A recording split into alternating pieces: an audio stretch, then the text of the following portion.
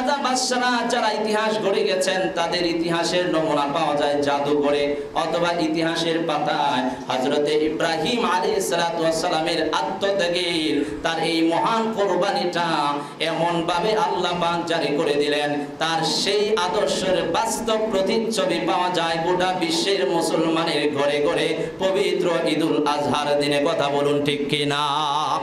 আল্লাহ পাক বলেন, আমার বান্দারা শোনো, কোন চেতনায় তুমি কুরবানি করছো? ইব্রাহিমের চেতনায় যদি কুরবানি করো তবে আমি কবুল করব। মনে রাখবা, লা ইয়ানালাল্লাহু লুহুমুহা ওয়ালা দিমাউহা ওয়ালাকিন ইয়ানালুহুত তাকওয়া মিনকুম।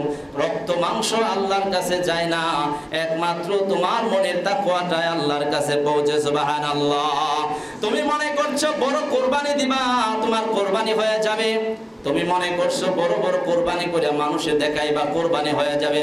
আল্লাহর নবী বলেন, ইন্নাল্লাহা লা ইয়ানজুরু ইলা সুওয়ারিকুম ওয়ালা আমওয়ালিকুম ওয়ালাকিন ইয়ানজুরু ইলা কুলুবিকুম ওয়া আমালিকুম। আল্লাহর নবী বলেন, আল্লাহ তাআলা তোমাদের চেহারার দিকে তাকায় না, তোমাদের মালের দিকে তাকায় না। আল্লাহ পাক দেখে তোমার অন্তরটা, তোমার আমলটা দেখে।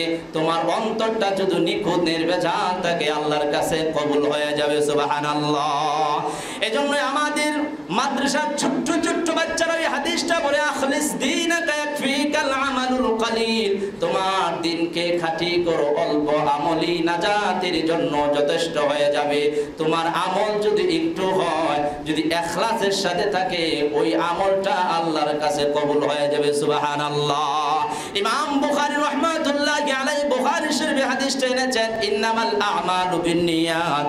যে তোমার নিয়তের উপর হলো আমলটা। তোমার নিয়ত যদি ঠিক থাকে আল্লাহর জন্য, তবে তোমার কুরবানি হবে। নিয়তের ভিতরে যদি একটু ভেজাল থাকে আল্লাহর কাছে কবুল হবে না। আল্লাহ আমাদের সবাইকে সহিভাবে, সহিশুদ্ধভাবে কুরবানি করার তৌফিক দান করে, বলেন আমিন। আমাদের কুরবানি, আমাদের নামাজ, আমাদের রোজা, আমাদের হজ যাকাত হবে একমাত্র আল্লাহর জন্য। আল্লাহ পাক কোরআনে কারীম জানিয়ে দিলেন, কুল ইন্না صلاتي ونسكي ومحياي ومماتي لله رب العالمين। হে নবী, আপনি বলুন, কুল ইন্না সলাতি ওয়া নুসুকি, আমার নামাজ, আমার কুরবানি, আমার জান, আমার মাল, আমার জীবন মরণ একমাত্র হবে আল্লাহর জন্য। আল্লাহ তাআলা আমাদের সবাইকে আমাদের প্রত্যেকটি আমল আল্লাহর জন্য করার তৌফিক দান করুন, বলেন আমিন।